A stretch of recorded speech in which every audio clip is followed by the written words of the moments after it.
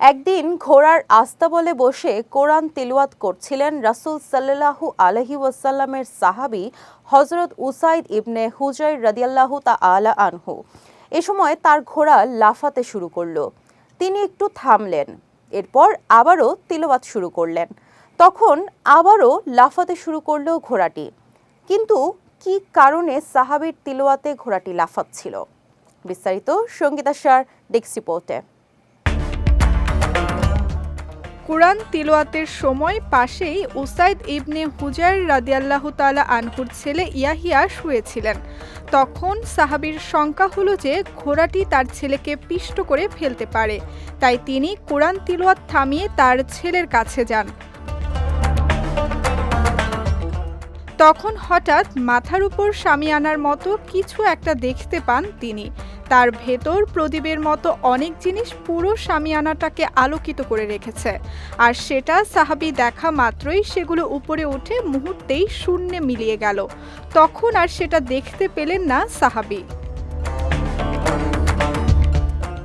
পরদিন সকালে সাহাবী রাসূল সাল্লাল্লাহু আলাইহি ওয়াসাল্লামের কাছে গেলেন। তখন মহানবী সাল্লাল্লাহু আলাইহি ওয়াসাল্লামকে সাহাবী বললেন, গতকাল রাতে আমার ঘোড়ার আস্তাবলে কোরআন পড়ছিলাম। ঘোড়াটি তখন হঠাৎ লাফাতে শুরু করে। নবী সাল্লাল্লাহু আলাইহি ওয়াসাল্লাম তার কথা শুনে বললেন, হে ইবনে হুজাইর, তুমি কোরআন পাঠ চালিয়ে যেতে তিলাওয়াত কেন থামালে?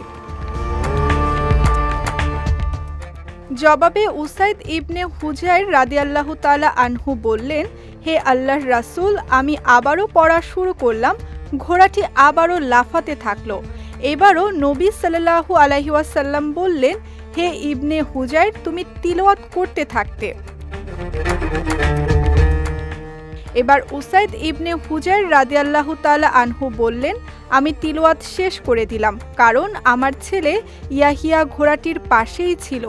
ঘোড়াটি আমার ছেলেকে পিষ্ট করে ফেলতে পারে, সেই আশঙ্কায় আমি তিলাওয়াত শেষ করতে বাধ্য হলাম।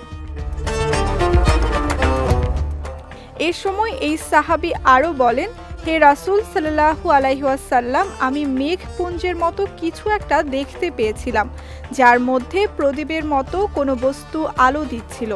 আমি দেখা মাত্রই সেটা উপরে উঠে গেল, এমনকি তা আমার দৃষ্টির আড়াল হয়ে গেল। নবী সাল্লাল্লাহু আলাইহি ওয়াসাল্লাম তার কথা শুনে বললেন, ওরা ফেরেশতা, ওরা তোমার কোরআন তিলাওয়াত শুনছিল।